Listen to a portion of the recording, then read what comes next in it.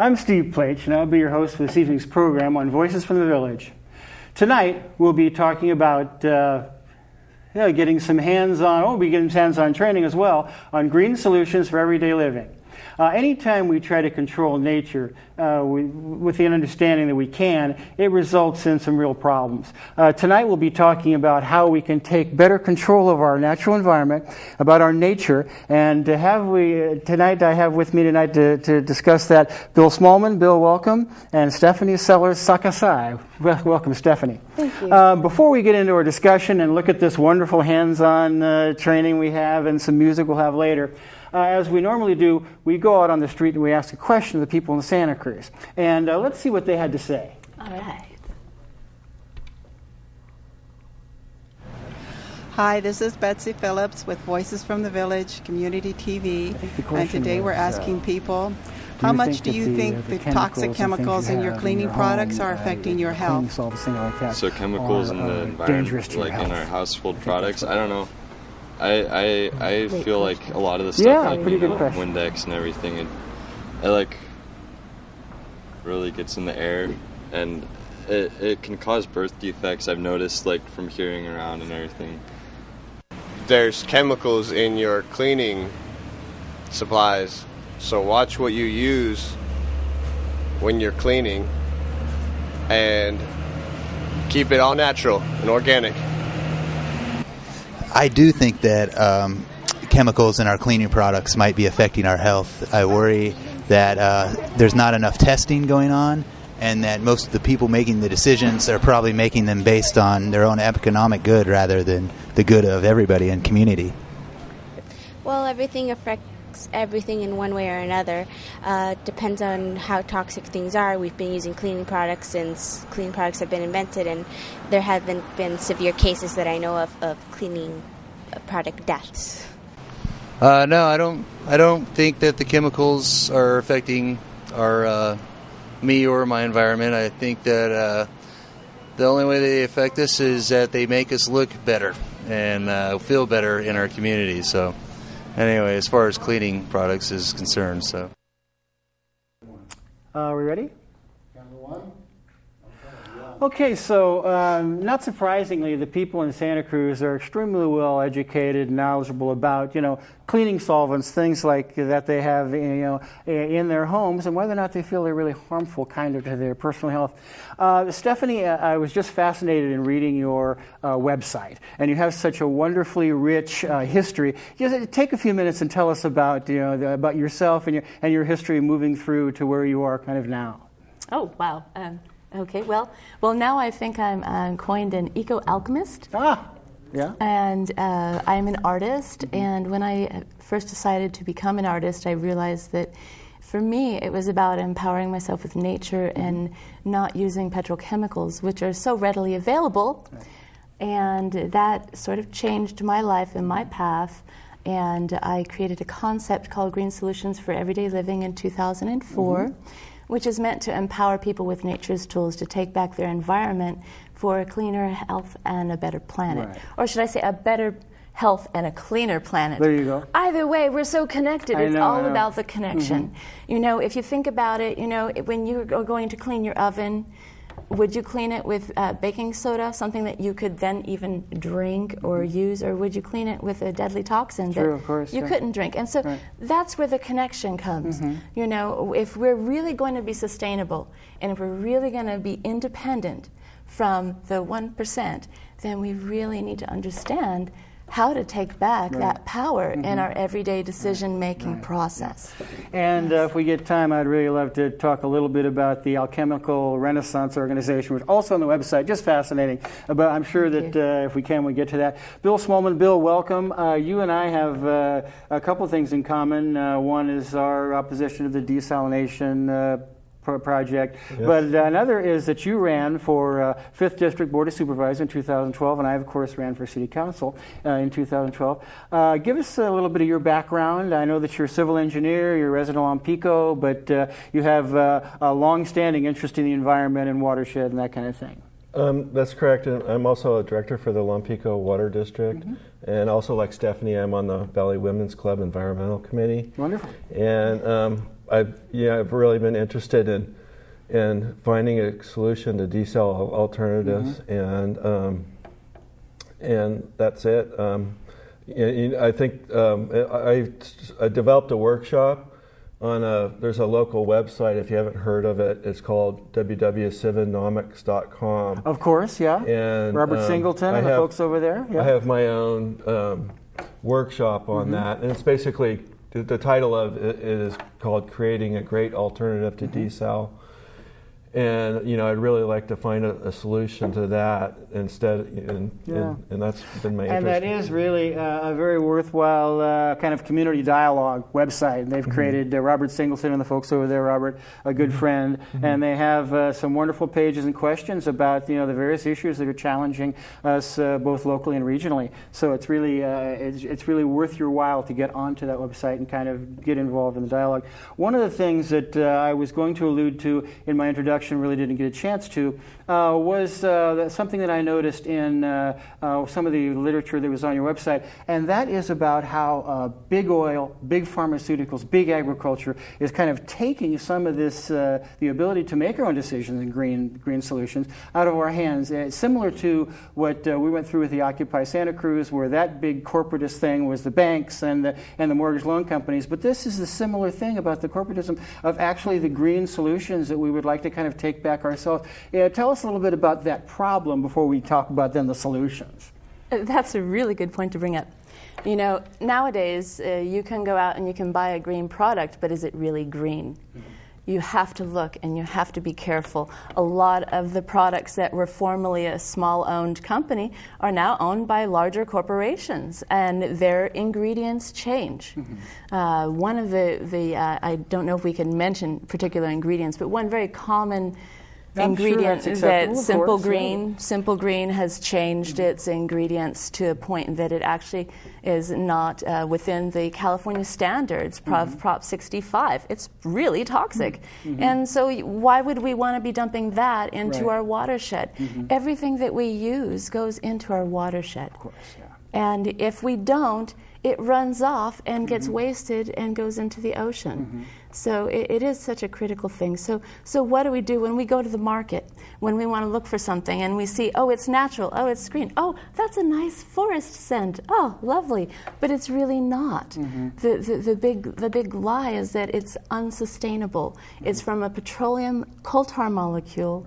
Any synthetic scent or natural scent is actually quite toxic and does not biodegrade. It's a part of the plastic gyre in the ocean, just like all of the other things. So when you use a laundry rinse or something like that, and that lint that comes out of your dryer then becomes a part of a very important word we all need to learn and know more about: non-point source pollution. Non-point source pollution. That's when we indirectly pollute without really knowing it, or having it be such a subtle thing on a personal level, but then when everybody's doing it, it becomes a huge problem. And it's fascinating. I'm really looking forward to seeing some of the various products that you have and the demonstrations you're going to make.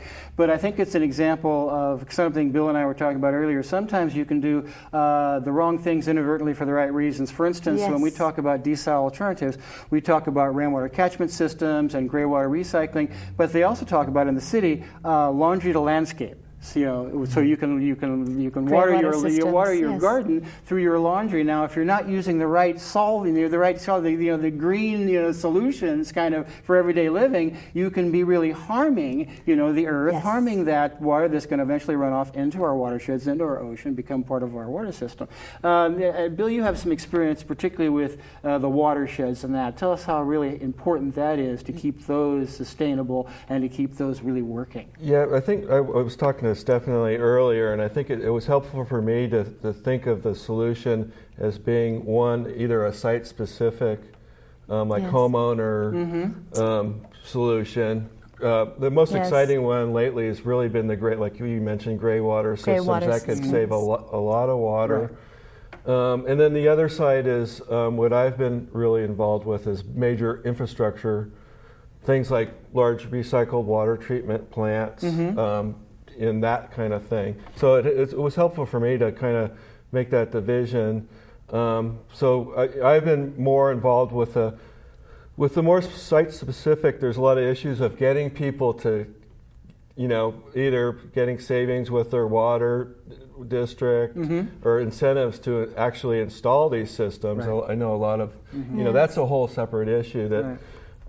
But I'm more prepared to talk about what my ideas were for the commercial side. And I think anybody who really wants to know more about that, as I mentioned at the start of the show, you ran for 5th District Supervisor in 2012. You have a wonderful YouTube that was part of your campaign, out of the red into the green, which is a terrific, kind of a landscape of, what we're doing, how we're going to develop economically and yet still protect our environment. So I thought that's a really wonderfully expressive and informational thing that people can go to and say, well, I think Bill knows what he's talking about, but I'm interested in what he's talking about, And that's something that they should know. And you and I, of course, as I was also mentioning earlier, worked against, to the extent we could, the desalination project. And even though now that's been taken off the table, ostensibly by the City Council for further review, it doesn't mean that you stop looking at the conservation measures, the alternative measures. Steph and I were talking about, during our first meeting, the potential of wastewater recycling. Getting very close to something we can actually have, tertiary treated wastewater, and come back into our water system. Tell us a little bit more about that, if you could. Oh, actually, it's kind of exciting. It's something I discovered Arcadia has been doing for quite a long time. And Bill could definitely elaborate on the engineering side of this. I'm just going to have simple layman terms here. Okay. But what's exciting is that, similar to nature, you can mirror nature in its biofiltration systems and recycle your water to the point that you can drink it. And this is our wastewater, the water that we call effluent. Usually the water companies, the big water companies, will take, huge amounts of water that's untreated and they dump it into, for irrigating fields of commercial crops. And this is definitely not a sustainable way of treating water or dumping water. But a biofiltration system using marshes and diverse plants and estuaries and other recycling systems, even with oxygenation, as opposed to toxic chemicals and chlorine. And you come out with this really amazing water, and water that you can drink that's reclaimable and is not just being dumped into the ocean.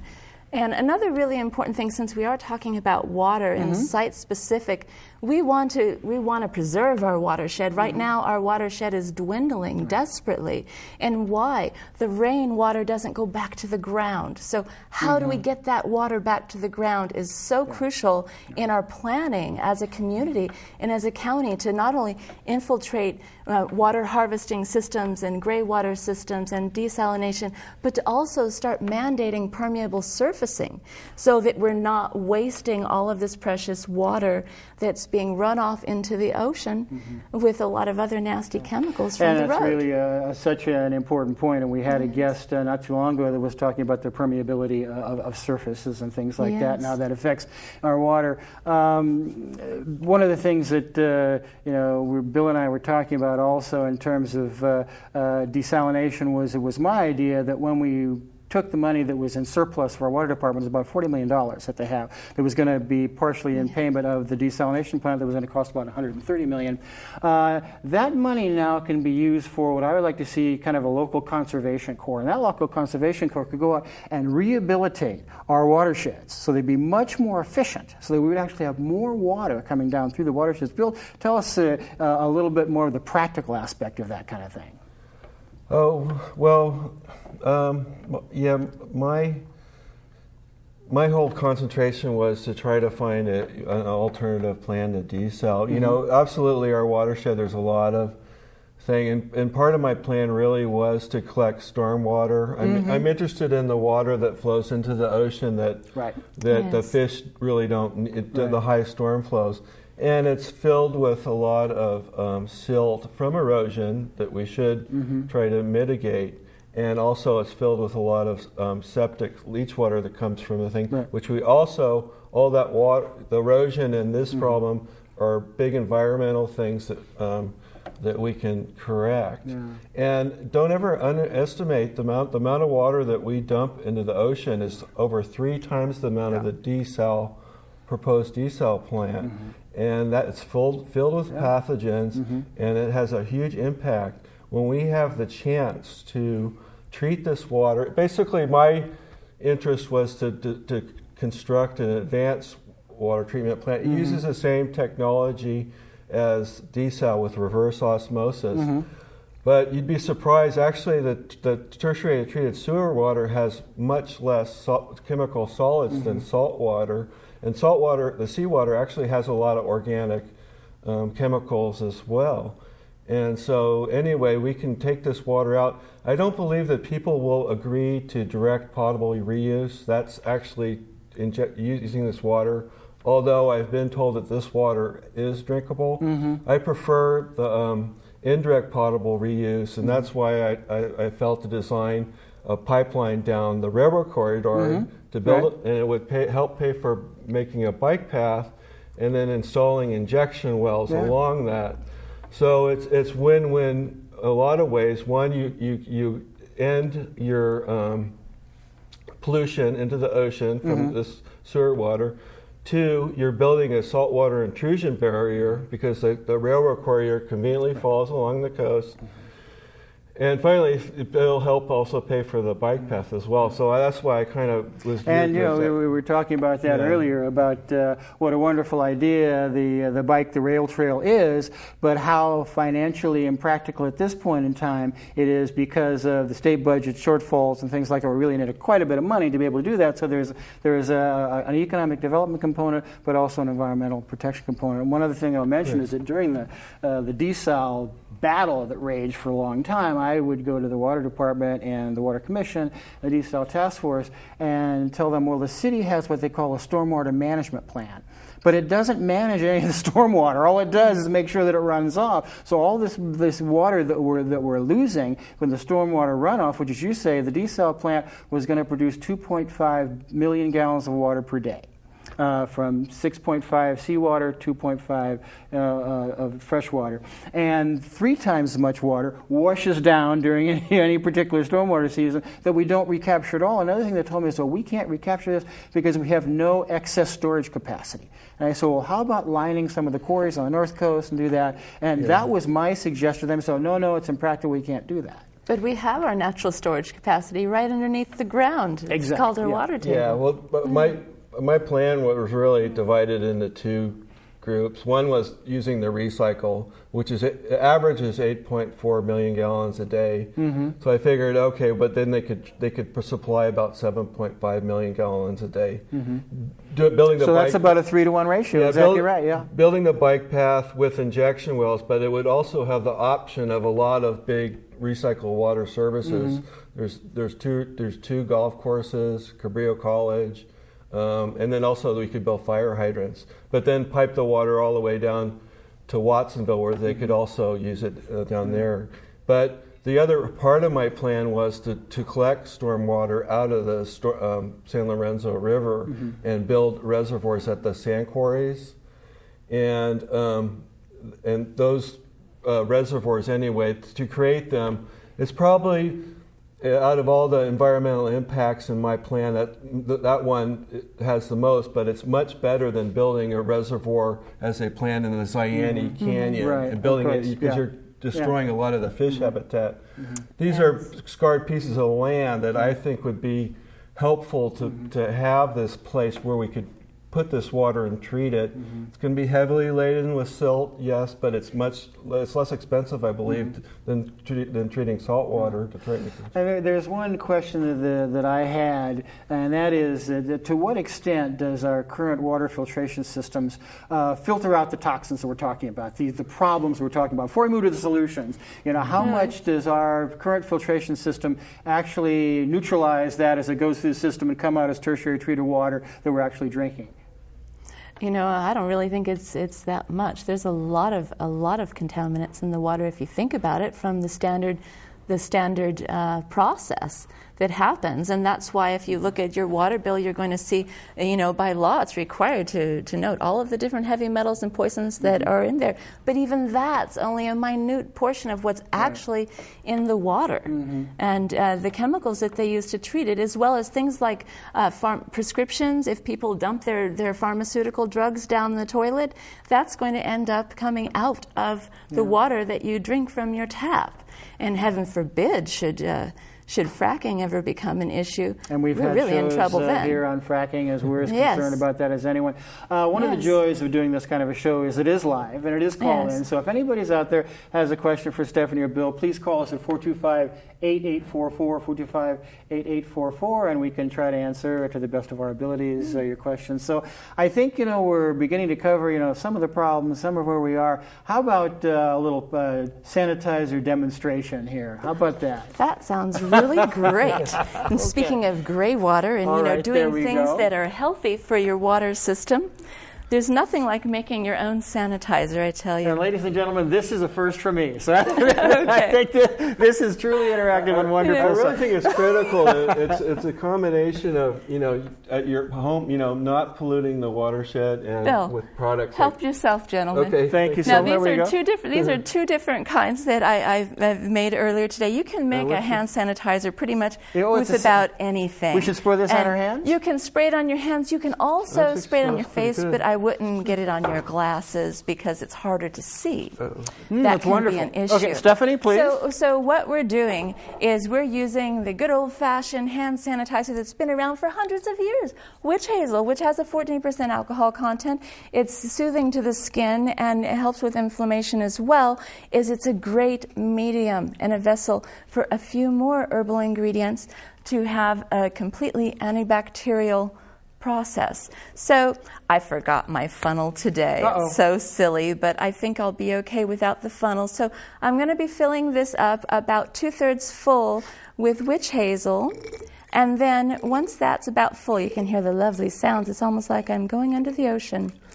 But as this fills, I'm going to be adding only one drop of grapefruit seed extract, which is a really big bonus and a plus. You don't have to have these extra things, but what's so wonderful these days is with all the flus and the buggies that are going around, to have an excellent antimicrobial and antibacterial that you can get by the drop that's completely scent-free is of great benefit. It's made basically with organic grapefruit seeds, concentrate, and it's fused in glycerin. Wonderful. And it's something you can get at your local stores. I wouldn't suggest you make it yourself. It's a very, very long process, although you can make something with grapefruit peels, seeds, and vinegar, and make a lovely bitter that you can use for both cleaning and for medicine. So this is just a process that you're showing us. Exactly. The combination of things that are readily available from just about any source. So it's not necessarily the green solutions. That you don't have to be an alchemist to and make your own tincture. Okay, well, you can go to the health food store and you can get some wonderful tinctures. I kind of like the idea of the alchemist, but I don't know. So again, I'm only using 1, 2, 3 drops, a very small amount of a tincture, which I'm increasing just by a minute amount for this sanitizer. And then I'm going to fill it for the rest of the 1/3 full. And of course, this is TV, so I'm pretending it's really full. So, no, it's almost full, but we won't wait for the whole time for it to get full. So what we do. Now, you can use an aluminum-free bottle. You can use a dark glass bottle and get a spray attachment. But what's nice about this is it's handy. You can keep it in your purse and you can keep it around. And again, keeping with the green theme, if you have a handkerchief, get back into handkerchiefs or cut up an old kitchen towel and have some pieces handy so you don't have to use paper towels to dry. But just a simple squirt is all that you need. And you can also use it on your area if you're speaking in public, if you're going into areas where there are a lot of people with a lot of germs or you're immune compromised. You can use this around your upper lymph node areas. Your mouth and your nose are the gateway for germs, so you can just spray away. Wow. And relax and enjoy it. It's quite nice. We'll pass it around for everybody later. And that's basically the demonstration. So what choices that you would use to put in it is really up to you. And some really important things to think about are antibacterial and antimicrobial herbs. So rosemary, lavender, thyme, tinctures are wonderful. For essential oils, I would suggest tea tree, rose geranium, also again lavender. I would suggest lime for a citrus scent, not citrus oils, but only lime. And why is that? Because other citrus oils are photosensitive, where lime doesn't have the same chemical constituents as the orange oils and the grapefruit oils, which you can get sensitive when you're in the sun. So these are subtle things, but they're important things to know, and that's why I started Green Solutions. Now, Green Solutions for Everyday Living. Now you also offer some ideas about cleaning solvents and things of that nature. Tell us a little bit about that. Okay. Well, living in the mountains, we are always succumbed to things like mold, especially black mold. It's a big have any mold in Lompico? Really? Okay, well, there you go. How's Santa Cruz with mold these days? Around the table. I think there's probably some mold, So this should be of interest to everybody. Yes. Yeah, I live in Santa Cruz. So, I came to Santa Cruz in 1994, and I had 6 wonderful years in Japan where I learned how to live without the nasty chemicals that we use here because they're simply banned and not allowed in many other countries. And one of the things I discovered when I was here is getting back to my native roots and herbs, and I discovered that I had a problem with black mold like everybody else, and I needed to get rid of this. And so I just put my noggin together and I said, okay, these are some very important herbs. They work really well for this and this and that. They're going to work for this possibly. Let's give it a try. So my first try was boiling rosemary twigs for 20 minutes. You would make a solution in water, boil that down, and then I used the essential oil of thyme and prepared a nice liquid to wash down and then use as a spray later. So I eliminated the black mold. It didn't come back. I've been using this since 1996, 1995 with great success, and many others have as well. It's the combination of rosemary and thyme and how they work to kill mold together that's really nice. You can use other oils as well, orange and thyme, but particularly these work very well for black mold. And I found what's really awesome about green ingredients, and especially these kinds of things, is that when you use it, you're not getting rid of the good bacteria. There's always a certain amount of good bacteria everywhere. Bacteria makes the world go round. It's abundant, yes, and it's wonderful stuff. And if we can really respect that and maintain that, then the bad bacteria has a harder time to grow. So, and I think it's interesting to mention that you're talking about Japan, where they have banned these types of chemicals, where there's a cultural, governmental, movement toward, protecting people from these various things. And here, yet in the United States, when we have really such a big oil, big pharmaceutical, big agriculture influence on everything that we do, and it doesn't it permeates all of society. It's unfortunate that we have to take strong measures to try to reverse that paradigm somehow, whereas, other nations more enlightened in certain ways have already taken those steps to do that. What advice would you give people here in Santa Cruz to try to reverse that paradigm, to try to get us moving toward a true green solution and away from kind of the corporatist influence that really has fostered this kind of thing? My dream is that someday, very soon, we will ban the use of pesticides, garden pesticides, and synthetic fertilizers. These things are so detrimental to our environment. We live in the most amazing area. We live in a rainforest, and our soil is highly erosive, it's very sensitive, And the best thing that we can do is to muster up our amazing grassroots power, because nothing happens from the top down. It always happens from the bottom up. Right. And it's people getting together and saying, hey, oh my gosh, you know, I'm not going to use that Roundup, even though it's on sale. I'm not going to use it. I'm just going to stop. Let me go for the dishwashing soap that doesn't have so many chemicals in it that I can't use it for my beneficial garden cleaner. Let's go for the things that are sustainable and educate ourselves. And the first thing is to really take a look and stop using the pesticides and the synthetic fertilizers. And Bill, your observations on the use of synthetic fertilizers and pesticides and the like? And one thing that I think is really, really exciting is you know, the fish habitat has really been, we really do have a chance with, you know, pollution's a big factor on that. Oh, and yes. I think it's all a multitude of things that we need to do, and it's really exciting that we really can restore the fish habitat. And I try to incorporate that a lot with, you know, desal alternatives. Of course, yeah. And site-specific, you know, speaking again about site-specific things, one of the things that I think is so exciting, what we can do, all of us, even before the rains right now, take a look at your area around you. Is there bare dirt? Is there an area that doesn't have planting? Right. That would be a place to start planting, to think about erosion control. Where does my water run down?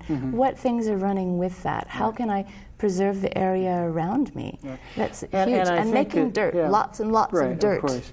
And it is, that you point out, has to be really a grassroots movement. As Bill knows, when it was first suggested in 2005, the city of Santa Cruz told the water department, you build us a desalination plant as a supplemental water supply.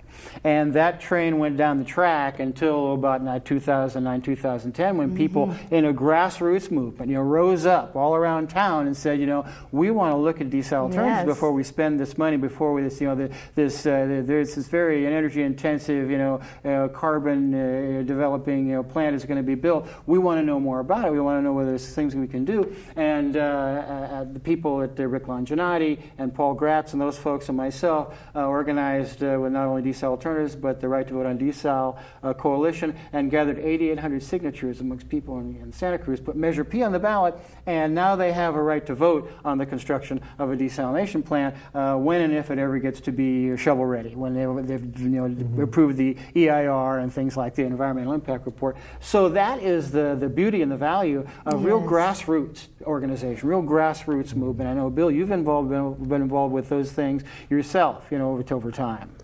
Yeah, that's correct, and I felt that, you know, they did the ER, part of doing the EIR for the desal was to look at the alternatives, but in my opinion, they didn't give the alternatives a fair enough shot. I think, and I really do believe, you know, with the things that Stephanie and I have been talking about tonight, that the alternatives are real. They offer some real benefits over desal, and so I'm sticking with them, and I'm going to try to, you know. And I think it's interesting that although I had been intimately involved in that process for a long period of time and thought myself fairly knowledgeable about some of the desal alternatives and some of the aspects of this, you know, sustaining our water supply, the things I'm learning here tonight, you know, are even more edifying to me in terms of things we can do. And not only we can do those things, and we can be green, we can be safe, we can be non-toxic, you know, we can preserve our environment. And that's the beauty of what we're talking about here, because it is really a synergistic kind of a thing.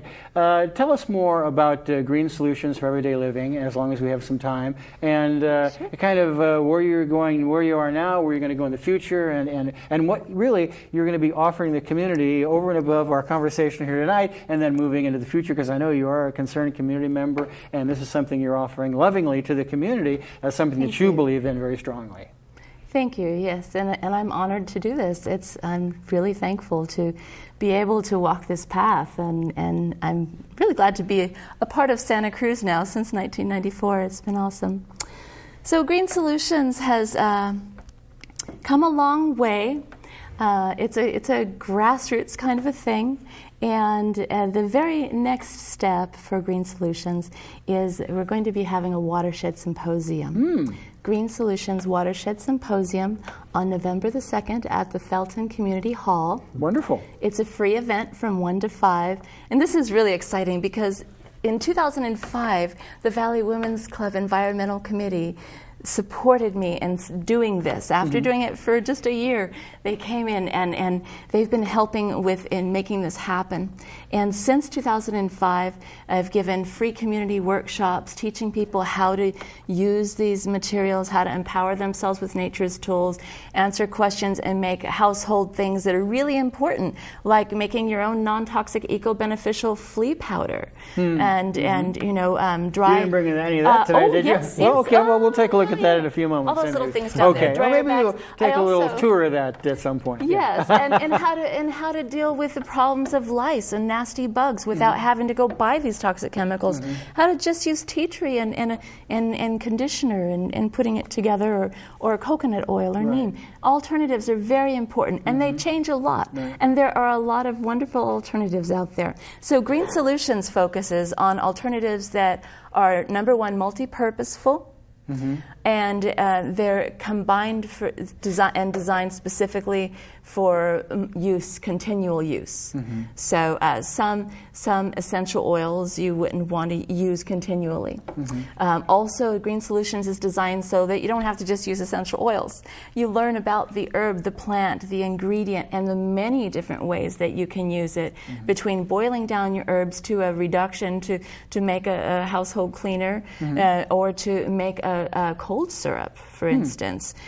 So where Green Solutions is going next is we have the second PDF booklet, which will be coming out very soon. Before and I read the one that was on the Symposium. website, of That's course, as any well-informed host would do. So yes, thank you so much.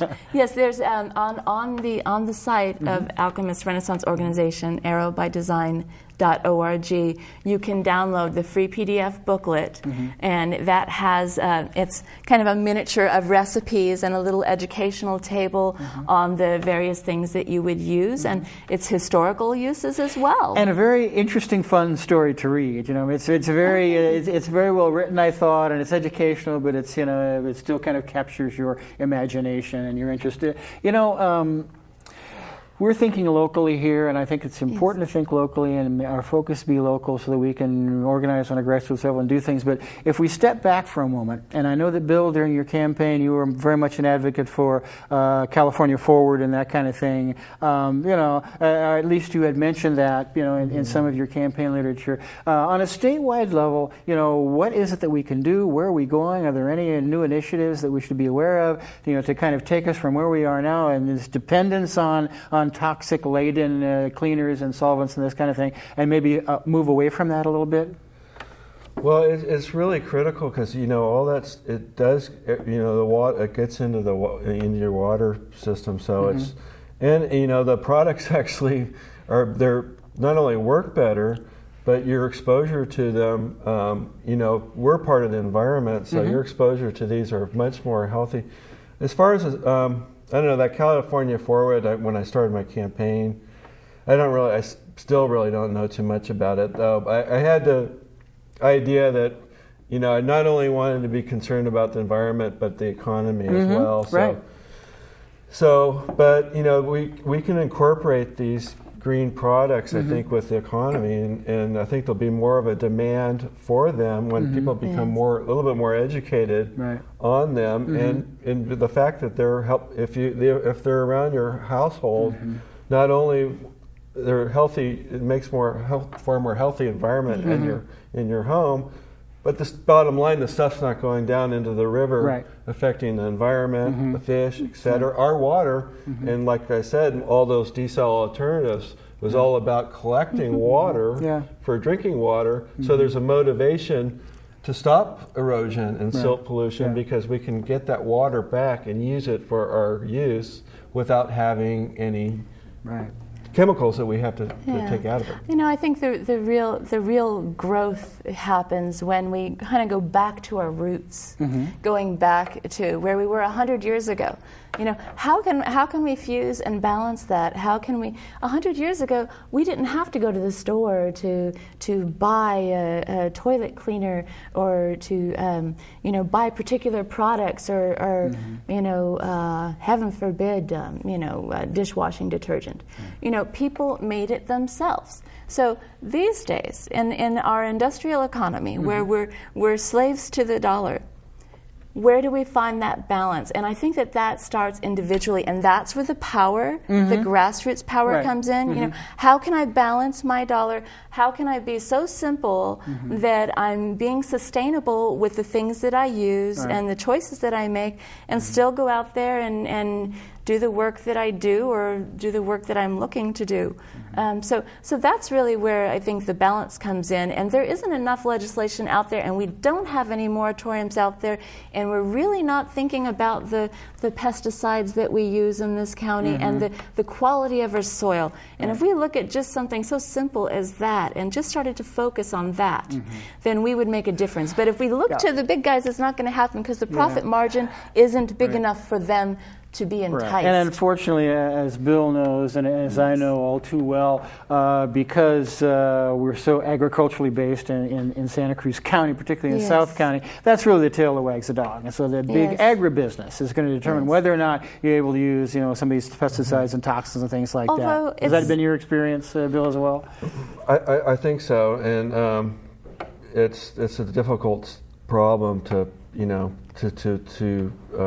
you know, big business is going to kind of run the show unless without this grassroots kind of active. Yeah, we really need to support what we have out there existing already. We do have a lot of laws, and the new California CEQA Act for the environment is huge. Those protections and everything is kind of in place. So where do we go from here to start it? Yeah, that's something that Bill and I were discussing, in fact, informally before the show, was that with the CEQA reform that is in the legislature at this time, they're seeking more of a balance between economic development and environmental protection, so that you can still have economic development, but you can still, you know, not completely run over every tree you see in order to make sure people have, you know, dollars in their pockets, and that's an important balance to try to maintain.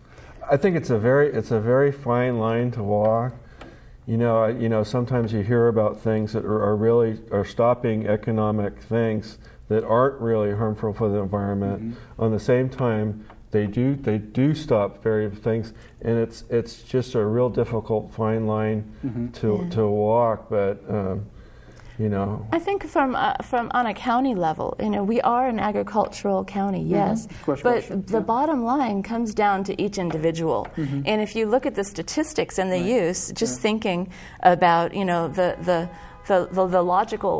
logical part of this is, you know, a professional commercial farm is going to be pretty conservative about what they're using, because that's money. That's a business. That's what it is. But a resident can go to the local store and buy a huge amount of toxic chemicals, and they want to do the best that they can to make their garden really pretty. So they might use more than what is required. And not only are they using it, but everybody in the neighborhood is using it. So then you wonder why there are no fish, why there are no mayflies for the fish to eat. And I think as a model of activism, you can look and see that even though we are an intensely agricultural economy here in Santa Cruz County, there's a vibrant GMO-free organization, you know, and so, you know, they're working hard, and they're trying to get moratoria, and they're trying to get legislation, and they are really getting some traction on this, you know, even in the face of, you know, the agribusiness that does not necessarily want to go away from genetically modified organisms, you know, to increase their yields and to make more money and that kind of thing. So it's a wonderful activist model, I think, for people like Green Solutions, you know, to take that and say, well, you know, if they can do it, you know, we can also mobilize and get people interested in this and really get some traction on these issues.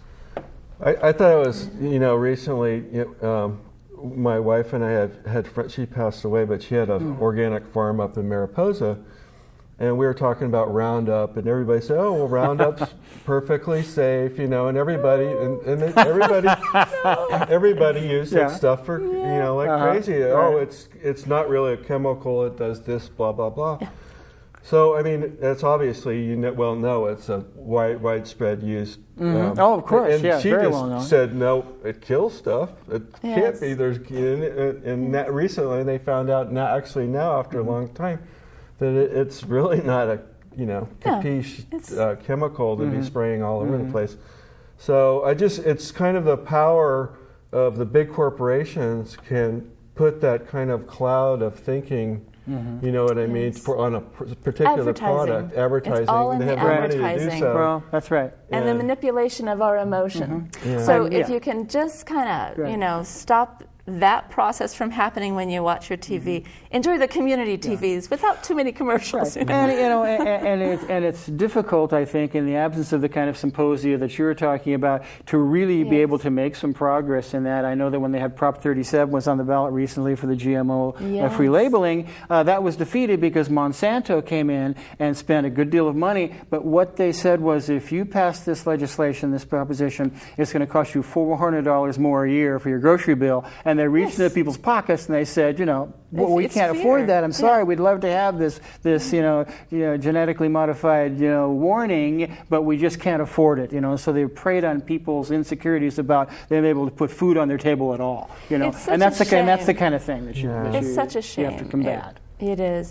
It's really a shame. And if you look at the true economics, the sustainable economics, when people are eating food that gives them no nutrition, and they're starving themselves, getting fat. Right. They're dying. This is a huge medical burden. Right. This in no way is sustainable. I think if we just kind of look at the way that we balance our economics and we shift it in a way that really sees clearly, what is sustainable and what is not, then we can proceed forward. And I think in a very balanced way and preserve our area. We're going to have some hard times if we don't. Yeah. Bill? I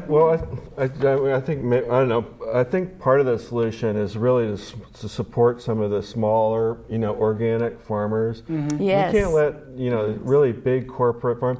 And actually, history shows us that to have this one farm's growing this, have more diverse farms that are organic, that don't have this big, monocropping. You don't need to do genetic modification. Right. Nature will do it for you, and people grow different types of things instead of having the one big farm that has the tomato that will grow, the perfect plastic tomato. Yeah. That it'll survive all the bugs, but what they'll find out, all of a sudden the bug will eat that tomato, and all that tomato will be all gone. And when at the same time, if you had a bunch of small farms that had all these different types, it would have been way better. And again, by analogy, what we need to have is things like green solutions for everyday living.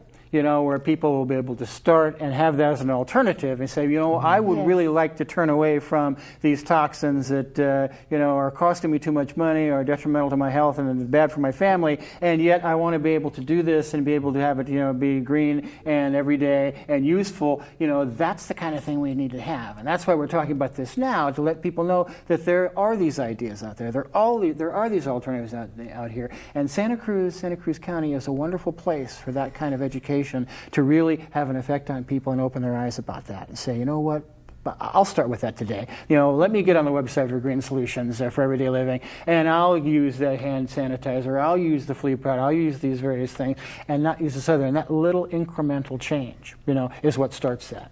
Yeah. Yes. That's our power, has taken it back, and we can do so much with that once we've cleared that space as a collective, as a community, as human beings. Our change can happen so quickly.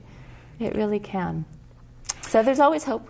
Yeah, well, why don't you tell us just a little bit about what you have down here in the few minutes we have left, and then you're going to sing a song for us, which is going to be wonderful. So maybe you can just refer to a couple of these things, and we can take a look at. Why don't I go ahead and bring a few up to the table. Yeah, please. There we go. All right, here's one. A fun little thing. Now that's not something. This is something that we wouldn't necessarily make at a Green Solutions thing, but it's something that I would teach you how to make at home. And this is, I call it the Buggers Away spray. It's a combination of herbs and essential oils and other things, a whole host of things, if you wanted to look at the ingredients down below. But this is why I call it all-purpose, is because it's not only a sanitizer, but it's a bug spray, meaning it will keep the bugs away from you when you're camping. This is the alternative to DEET, that nasty, nasty, terrible, terrible thing that's not really good for you. And I really don't see how it helps much with the mosquitoes either, because they build up an immunity to it, and then the mosquitoes become more strong and more toxic. So that's something to think about. Always, what are the issues that we run into that we need? Now that is an eco-beneficial cleaner. I see that. And that's basically baking soda and therapeutic grade essential oils. This one is with rosemary and thyme for black mold. I have another one down there, which I blend with sweet orange and tea tree.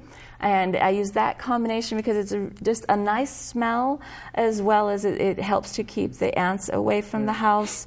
And it's antibacterial, antimicrobial, many, many benefits. Another thing, since school's coming up, and when your immune system's a little down and there's so much stress going on at the beginning of school, sometimes things happen and there's a lice outbreak. There are situations like that. So what in the world would you use for something like that? What you may ask, and the answer is going to be? The answer is going to be, if you have a nice conditioner at home and you can get a therapeutic grade essential oil, a pure essential oil in a dark colored bottle of tea tree, Melaleuca alternifolia, you can use exactly 1 tablespoon. Everybody in the audience say that 3 times rapidly. Yes. So basically, tea tree in your conditioner. And leaving it on your head for 15 to 20 minutes and rinsing it. Kills the lice, it's refreshing, it smells pleasant, it's good for the skin. And it's cheap. It's cheaper. You can, and the important thing is when you're doing this, you're going to also need to take care of the beddings, the clothing. So you can take that same bottle of tea tree and use it for in the wash. You'd want to put it in the wash to kill the bugs in the bedding. Other things around, if you don't have any of this, things that they've used in cultures past, mustard seed oil, coconut oil, and neem seed oil are things that you could also just rub on and keep on the head again for 20 or 30 minutes, but it's not as pleasant and it's harder to get rid of than a conditioner and an essential oil. This has been wonderful. I've so much enjoyed talking to both of you, Stephanie and Bill, about the very complex but very essential relationships we have between ourselves and between nature. And we do have about 4 minutes left, and Stephanie is going to sing a song for us. So whilst Tricia gets ready to do that, I don't know how production-wise we're going to do it, but Stephanie, if you will do whatever you need to do to get yourself ready to sing a song, Bill and I will sit here and be your faithful and attentive audience. So go right ahead and do that. Well, thank you. I chose this song because it's really special. It's special to me. When I came to Santa Cruz, I'm in this beautiful redwood forest, and we have all of these amazing parks. And it's so nice that we have more parks than parking lots. Okay, please. Yes. There we go. So Bill and I will, we could probably recite some lines of poetry. Have you got any favorite things from Emily Bronte or... I'm an engineer. Okay, he's an engineer. I'm a lawyer. We don't have anything to entertain you with. I'm sorry, folks. So we're gonna have to wait for the music to start. Okay, all right. Okay, let's see here. We're gonna go. So a wonderful thing about live television, you just can't beat it. That's for sure. We gotta find that pick though. Pick. Bill, did you bring your guitar picks? No. There we go. I'm a wannabe guitar player. We're set. Here we go. Have a pick. There we go. I don't think we'll need that. Oh my goodness. Oh.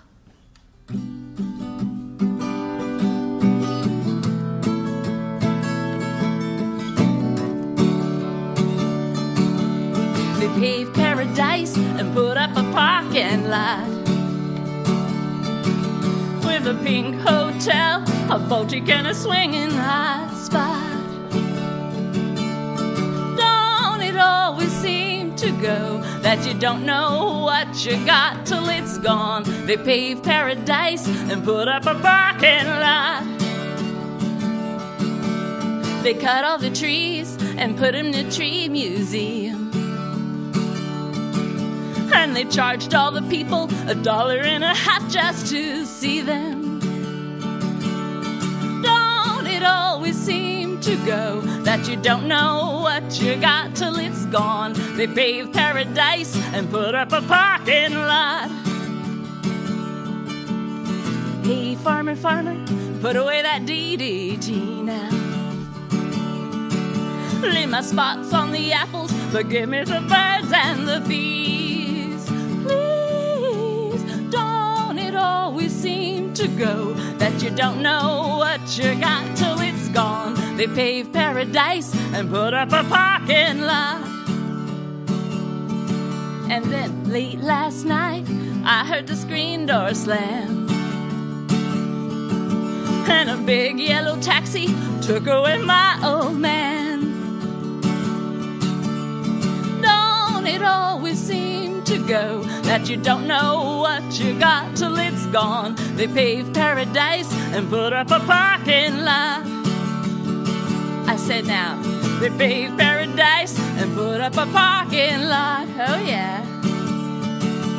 They paved paradise and put up a parking lot. They paved paradise and put up a parking lot. Thank you. Oh, yes. Yeah. Okay. All righty then. This has been a wonderful show. Thank you so much. On behalf of Charlie Phillips, our producer, and Betsy, and really the crew behind the cameras and in the engineering room that really make this happen, thanks to Bill Smallman, Stephanie Salasakasai, and really thank you all for tuning in and keep this conversation going. This is Steve Plate saying goodnight, and thanks for watching Voices from the Village. Anyway, wonderful. Okay. Yeah, you did fine.